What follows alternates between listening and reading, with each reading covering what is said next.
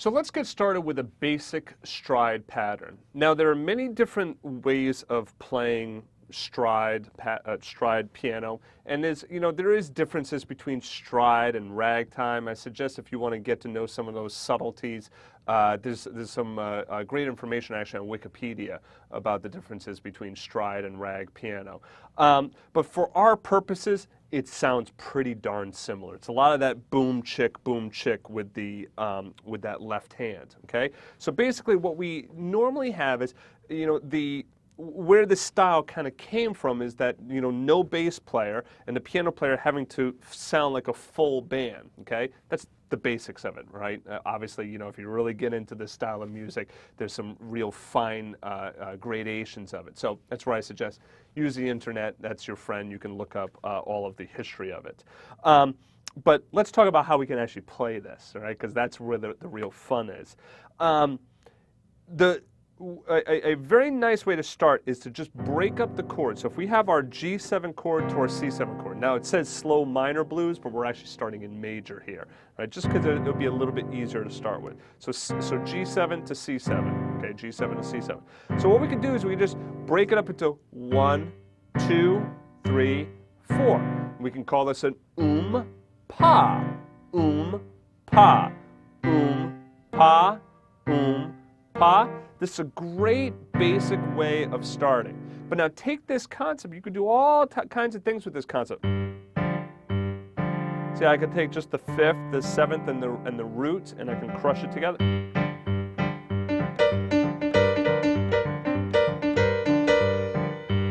can take the minor third and major third.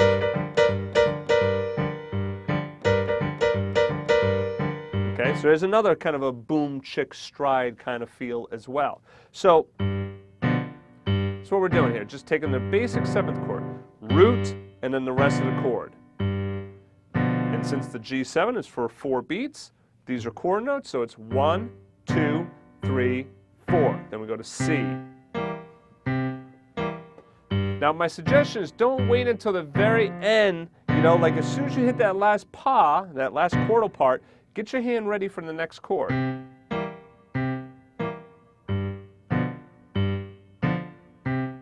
See how I'm getting my finger ready for that next chord? But I'm not doing this.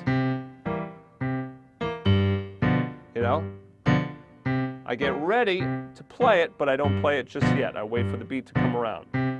Now, I have a lick here.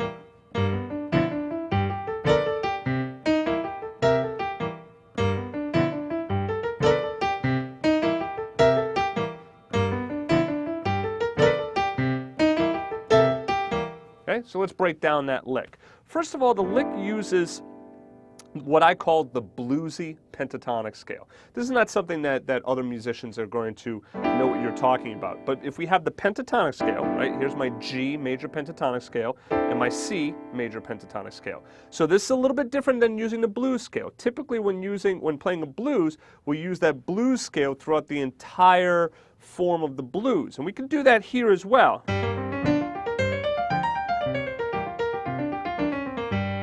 I could still do that G blues scale, right? But we're doing something a little bit different here. We're doing a bluesy pentatonic scale. So there, when doing that pentatonic sound, you're going to change the pentatonic scale for each chord.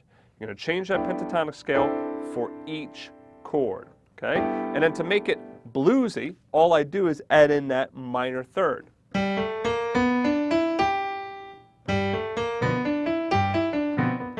So this is a good way to start, just to get comfortable with that scale.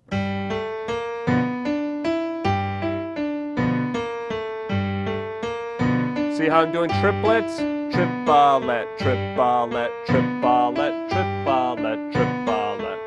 Then when I go to C major pentatonic, add on that blues note, the flatted third, triplet, triplet, triplet.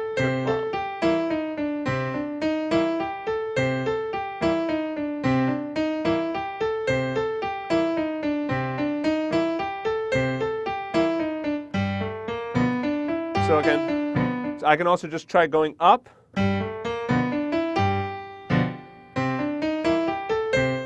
See the fingering? 1, 2, 3, 1, 2, 3, 5. 1, 2, 3, 1, 2, 3, 5.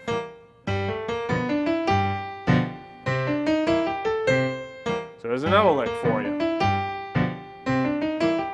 And then here, the lick that I have is triplet, triplet, triplet, triplet, triplet, triplet. See how I hold that D down? I didn't write it in that way because there would be too many ties. And you don't have to. You can do that as well. So let's just go through that first part. Second, thumb, second, middle, thumb, second, cross, thumb, second, middle, lift, right? And do that. You can go from the A to the B flat to the B natural, or just the B flat to B natural.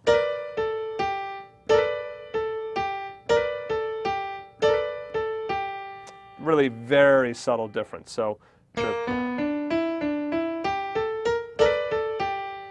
you try doing that right hand along with me. We'll do it nice and slow.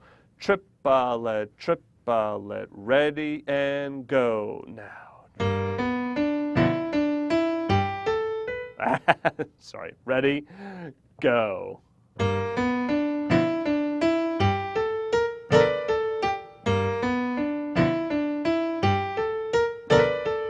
Just give it a second, and let's start it again, and go.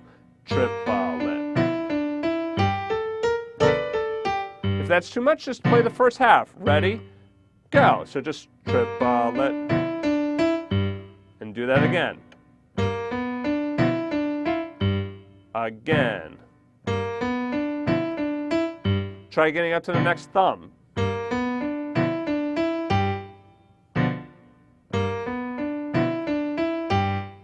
Nice and slow.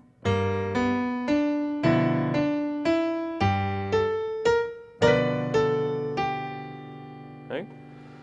So I think you'll be able to get that if you just play nice and slow.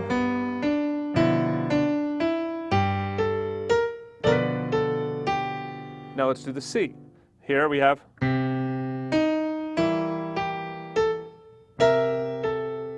Again, you can hold that E out. You can also do the A to the B flat if you want. So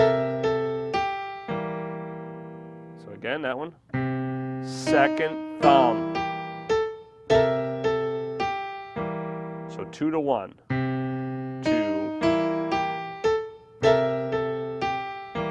I just got to write that down. I'm going to put that in the sheet music for you as well. 2 to 1 there. So the whole thing.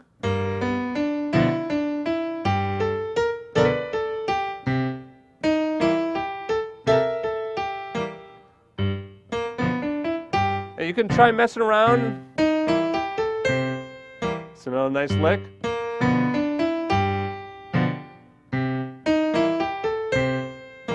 Now, before you move on to the rest of the lesson, I would suggest you try just playing around with those two chords. Get comfortable moving between the G and the C. So like.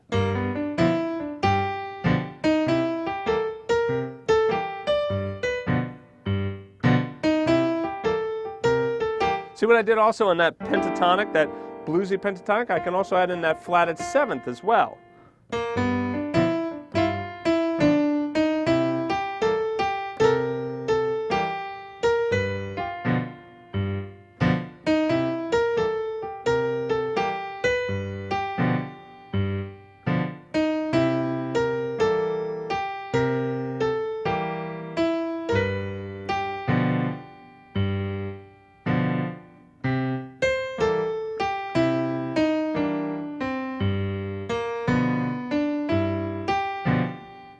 Just feel comfortable moving back and forth between those two bluesy pentatonic scales. All right?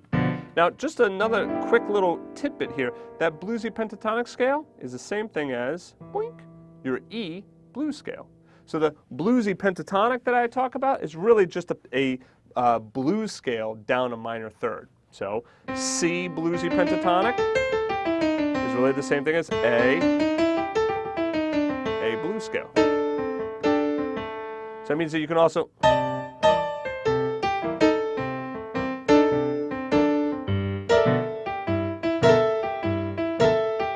So you see, I can like bring in some of those E. I can be thinking E blues scale while playing that G chord down here. So it's another little tidbit, another way of seeing that. All right, so again, get real comfortable. If you don't feel comfortable moving to the C chord, just stay on G. Just, try messing around. Notice the left hand should be nice and light. I can grab, bounce, shouldn't have a lot of tension in that left hand. Just nice and relaxed.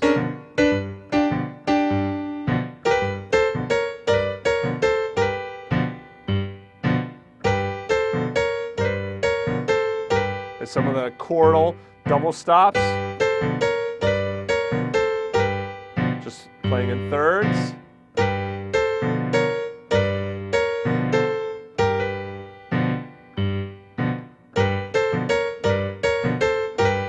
C. Sorry. Do that slow.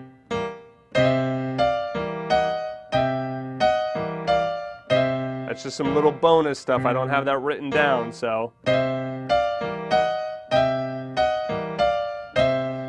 With fingering, 1 and 3, 2 and 4, 2 and 4, 3 and 5, 2. Why did I go to a major 7? Weird.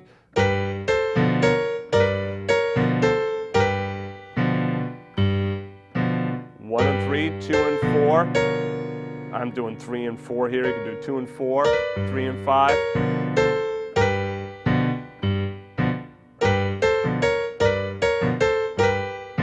You can also have some fun with this.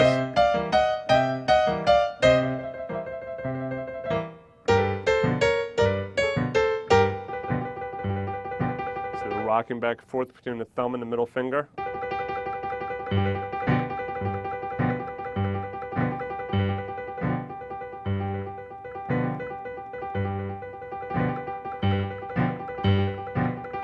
Okay, so try working that pattern between the G and the C, try getting that lick down, and I'll see you in the next chapter.